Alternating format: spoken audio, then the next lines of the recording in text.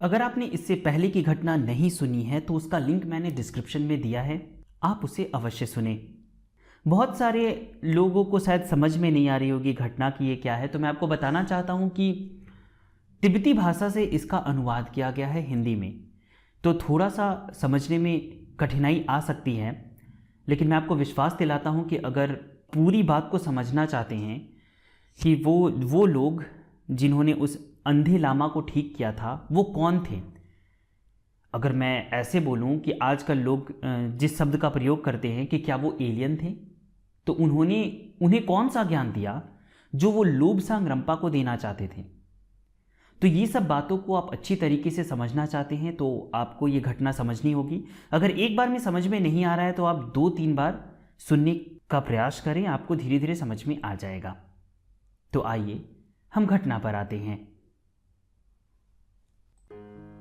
जलती हुई लकड़ी ने पागलपन से नाचती हुई विचित्र छायाओं को दीवार पर भेजा। जैसे ही मसाल की मंद सी रोशनी में एक आकृति बनी, नौजवान भिक्षु उछल पड़ा। ये बूढ़ा साधु था। वह सजायाफ्ता टांगों को अपनी छाती तक खींचे हुए गठरी बनकर नौजवान भिक्षु के पैरों में पड़ा हुआ था। मसाल उसकी चौड़ी खुली हुई आंखों से उनको झपकने जैसा प्रभाव देते हुए परावर्तित हुई। मुंह औंधा होकर खुल गया और कोनों से बहती हुई सूखे खून की एक पतली रेखा उसके गालों तक फैल गई और उसके कानों के पास एक सुजा हुआ भरा हुआ ताल जैसा बन गया। अचानक ही वहां एक घबराने वाली गड़गड़ाहट की आवाज हुई और शरीर ऐंठन के साथ अनियंत्रित रूप से झटके से कसे हुए कमान के रूप में खिंच गया और एक हिंसक और अंतिम सांस के बाहर निकलने से शिथिल हो गया। शरीर चटका और तरलों के कुछ गरारे हुए, भुजाएं बेकार हो गई और मुखाकृतियां लटक गई। बूढ़े साधु और नौजवान भिक्षु ने एक साथ जाने वाली आत्माओं की मुक्ति के लिए सेवा प्रार्थना की और उसे अपने पथ पर स्वर्गीय यात्रा पर जाने के लिए दूरानुभूति पूर्वक निर्देश दिए। गुफा के बाहर प्रकाश तेज हो गया, चूंकि एक ताजा दिन उग चुका था। चिड़ियां गाने लगी, परंतु यहां मृत्यु हो चुकी थी। तुम्हें इस लाश को ठिकाने लगाना पड़ेगा, बूढ़े साधु ने कहा। तुम्हें इसे तोड़ना पड़ेगा और इसकी अतड़ियों को निकालना पड़ेगा ताकि गिद्ध वायु संस्कार को ठीक से पूरा कर सके। मेरे पास चाकू नहीं है आदरणीय, नौजवान भिक्षु ने ऐतराज किया। मेरे पास एक चाकू है, साधु ने जवाब दिया। मैं इसे रखे हुए हूं कि मेरी खुद की मौत ठीक तरह से संचालित की जा सके। ये यहां है, अपना कर्तव्य करो और चाकू को मुझे लौटाओ। नौजवान साधु ने अनिच्छापूर्वक मृत शरीर को उठाया और गुफा के बाहर ले गया। चट्टान के पास, चट्टान के गिरने के पास वहां एक बड़े सपाट पत्थर की पटिया थी। काफी प्रयास के बाद उस समतल सतह तक उसने लाश को उठाया और उसके खराब और कटे फटे चिथड़ों को हटा दिया। सिर के ऊपर, बहुत ऊपर, भारी पंखों के फड़फड़ाने की आवाज हुई। गिद्ध मृत्यु की गंध पाते हुए पहले ही प्रकट हो चुके थे। नौजवान भिक्षु ने चाकू की नोक को कांपते हुए उसके पतले पेट में घोंप दिया और उसे नीचे खींचा। खुले हुए घाव से अतड़ियां निकलकर बाहर आ गई। शीघ्रता से उसने पतली कुंडली को पकड़ा और उन्हें बाहर खींचा। चाकू भोंकते हुए और उसे घुमाते हुए उसने दिल, यकृत, गुर्दों और पेट को चट्टान के ऊपर फैला दिया। उसने भुजाओं और टांगों को काट दिया। उसने इस भयानक दृश्य से जल्दी की और खून से भरे नंगे शरीर के साथ झील की ओर दौड़ा। वह तेजी से पानी में दौड़ा और अपने आप को महीन, गीली, पसों भर रेत के साथ रगड़ा। उसने सावधानी से बूढ़े साधु के चाकू को धोया और रेत से रगड़कर साफ किया। अब वह ठंड और सदमे से कांप रहा था। उसके नंगे शरीर पर ठंडी हवाएं झपट्टे मार रही थी। नीचे टपकता हुआ पानी ऐसा लगा जैसे कि मौत की उंगलियां उसकी लगभग कांपती हुई त्वचा के ऊपर रेखाएं खींच रही हो। शीघ्र ही वह उछलकर पानी के बाहर आया और एक कुत्ते की तरह से अपने आप को फुरफुराया। गुफा के मुंह तक वापस दौड़ते हुए उसने अपने शरीर को थोड़ा गर्म किया और अपनी पोशाक को, जो पहले से उतारी हुई थी ताकि वह उस विभाजित लाश के द्वारा खराब नहीं हो सके, पहन लिया और उसे पकड़ लिया। वह गुफा में अंदर प्रवेश करने के लिए जैसे ही बाहर हुआ, उसको याद आया कि उसका काम अभी पूरा नहीं हुआ है। शीघ्र ही उसने अपने कदम उस पत्थर की ओर वापस किए जहां गिद्ध अपनी पसंद के टुकड़ों के लिए अभी भी लड़ रहे थे। नौजवान आदमी आश्चर्यचकित था कि शरीर का केवल कितना थोड़ा सा हिस्सा अवशेष बचा था। कुछ गिद्ध संतुष्ट होकर पड़ोस की चट्टानों के ऊपर बैठे थे और शांति से अपने पंखों को संवार रहे थे। दूसरे लाश की खुली हुई पसलियों को चुनने की आशा में थे। वे पहले से ही खोपड़ी को नंगा करते हुए खाल को सिर के ऊपर से पूरी तरह हटा चुके थे। नौजवान भिक्षु एक भारी पत्थर को उठाते हुए उसे अत्यधिक तेज बल के साथ खोपड़ी के हड्डियों के कंकाल पर एक अंडे के खोल की तरह से उसे तोड़ते हुए, और जैसा आशय था उन हमेशा भूखे गिद्धों के लिए, मस्तिष्क को खोलते हुए नीचे लाया। तब उस मरे आदमी, जो किसी समय पत्नी के साथ, घर और अच्छी दक्षता के साथ एक धनी कलाकार था, के वहां पड़े चिथड़ों और कटोरों को, उसकी तिकटी के धातु वाले हिस्से, केवल और अंतिम अवशेषों को इकट्ठा करते हुए वह तेजी से आग की ओर दौड़ा और चिथड़ों और कटोरों को उस अभी भी गर्म लाल जलती हुई आग के केंद्र में एक तरफ उछाल दिया। पूरे मामले पर आश्चर्य करते हुए नौजवान भिक्षु पीछे मुड़ा और उसने गुफा में प्रवेश किया। बूढ़ा साधु ध्यान में बैठा था, परंतु जैसे ही उसका कनिष्ठ पहुंचा वह उठ खड़ा हुआ। मनुष्य अस्थायी हैं, मनुष्य दुर्बल हैं, उसने कहा। पृथ्वी पर जीवन माया है और महान सत्य इसके परे है। हम अपना व्रत तोड़ेंगे और तब ज्ञान का हस्तांतरण जारी रखेंगे, क्योंकि जब तक मैं तुम्हें पूरा नहीं बता दूं, मैं अपने शरीर को नहीं छोड़ सकता। और तब मैं चाहता हूं वह सब करने के लिए जो तुमने अभी हमारे अपराधी दोस्त के लिए किया। यद्यपि अब हम खा ले, क्योंकि जितना अच्छा हम कर सकते हैं हमको अपनी शक्ति बचाकर रखनी चाहिए। क्या तुम पानी लाओगे और उसे गर्म करोगे? अब मेरा अंत इतना निकट है कि मैं किसी भी छोटी सीमा तक अपने शरीर का कहीं भी शामिल होना नहीं झेल सकता।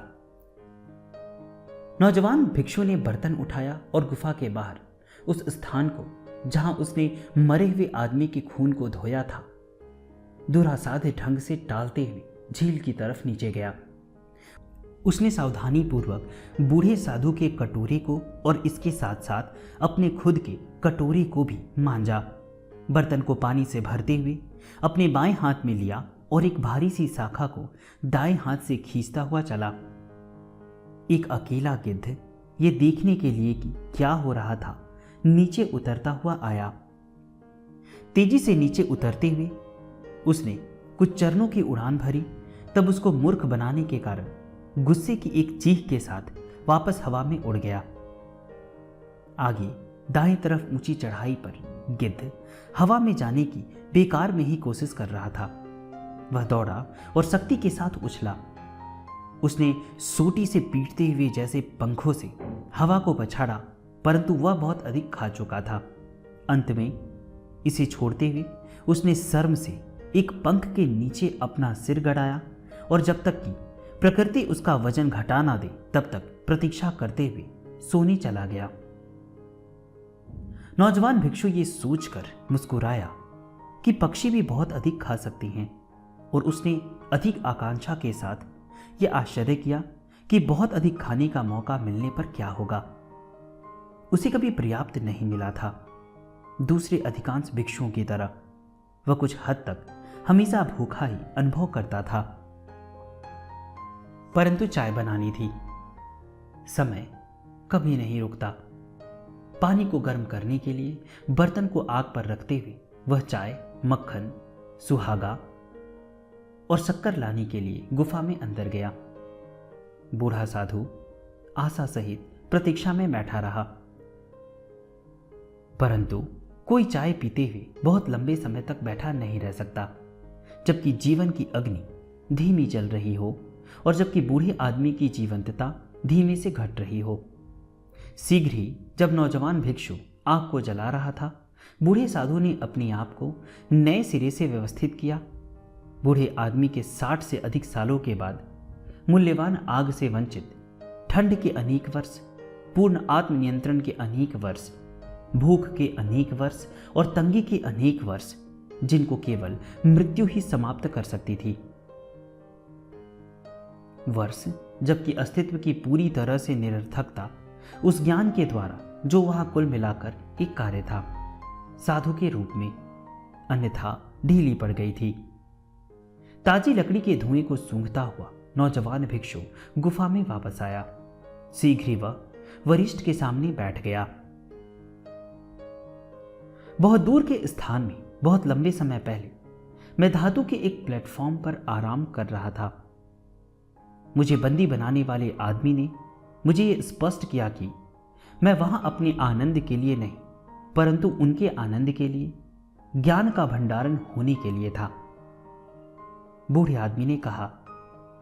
मैंने कहा, परंतु मैं प्रबुद्ध कैसे रुचि ले सकता हूं यदि मुझे मात्र बंदी बनाकर रखा गया है, एक अनिच्छुक असहयोगी बंदी जिसको हल्का सा भी अनुमान नहीं है कि ये किस संबंध में है या वह कहां है। मैं कैसे दिलचस्पी ले सकता हूं जबकि आप मुझे धूल के कण से भी छोटे के समान समझते हैं। मेरे साथ उसकी तुलना में जो हम लाशों के साथ करते हैं, जो गिद्धों को, पक्षियों को खिलाई जाती है, खराब व्यवहार किया गया है। हम मृतकों और जीवितों के प्रति सम्मान प्रदर्शित करते हैं। आप मुझसे मलमूत्र की तरह व्यवहार करते हैं, जिसे बिना किसी उत्सव के जितना संभव हो सूक्ष्मतम उत्सव करते हुए जमीन में फेंक दिया जाता है, और फिर भी आप सभ्य होने का दावा करते हैं। इसका जो भी अर्थ हो। आदमी स्पष्ट रूप से हिल गया और मेरे विस्फोट से बिल्कुल प्रभावित नहीं हुआ। मैंने उसे कमरे में चलते हुए सुना। आगे जब वह मुड़ा, पैरों की रगड़, पीछे की तरफ और तब दोबारा आगे।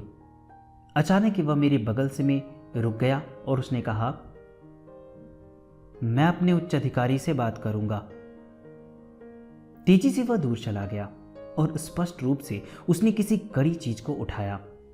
वह घूमता घूमता घूमता गया और तब कर्र कर्र कर्र धातु की एक तीखी आवाज हुई और उसमें से एक असंबद्ध आवाज आई। आवाज मैंने निर्णय किया। उसी प्रकार की विशेष आवाजों को निकालते हुए आदमी मेरे साथ बहुत विस्तार से बोला। स्पष्ट रूप से वहां विचार विमर्श हुआ जो कुछ मिनटों के लिए चलता गया। मशीन से खटखटाहट, झंझनाहट की आवाजें आई और वह आदमी वापस मेरे पास आया। पहले मैं तुम्हें इस कमरे को दिखाने जा रहा हूं, उसने कहा। मैं तुम्हें अपने बारे में, हम क्या हैं, हम क्या क्या कर रहे हैं, ये बताने जा रहा हूं, और मैं समझदारी के द्वारा तुम्हारी सहायता को सूचीबद्ध करने का प्रयास कर रहा हूं। पहले ये दृष्टि है। मुझ तक प्रकाश आया, मुझ तक दृष्टि आई, एक विशेष प्रकार की नजर भी। मैं आदमी की ठोड़ी के अंदर की तरफ देखते हुए उसके नकुओं को देख रहा था। नकुओं में बालों की दृष्टि ने मुझे किसी विशेष कारण से अत्यधिक आनंदित कर दिया और मैं हंसने लगा। वह नीचे झुका और उसकी आंखों में से एक ने मेरी पूरी दृष्टि को भर दिया। ओह, वह चिल्लाया, किसी ने डिब्बे को गिरा दिया है। संसार मेरे चारों तरफ घूम रहा है, मेरा पेट विलोए जा रहा है और मुझे मितली और चक्कर आ रहे हैं। ओह, खेद है, आदमी ने कहा। डिब्बे को घुमाने से पहले मुझे बटन बंद कर देना चाहिए था। बुरा ना माने, आप एक क्षण में या ऐसा ही अच्छा महसूस करेंगे। ऐसी चीजें होती है। आगे की घटना जारी रहेगी। मैं बहुत जल्द आप लोगों के लिए आगे की घटना लेकर आऊँगा। डिस्क्रिप्शन में कुछ लिंक दिए गए हैं, अगर आप चाहें तो उन्हें देख सकते हैं। अगर आप चाहें तो अपने ऑरा के द्वारा अपनी भविष्य की संभावनाओं को भी जान सकते हैं। डिस्क्रिप्शन में लिंक दिया गया है, आप वहां से जाके अपॉइंटमेंट ले सकते हैं। बहुत बहुत धन्यवाद।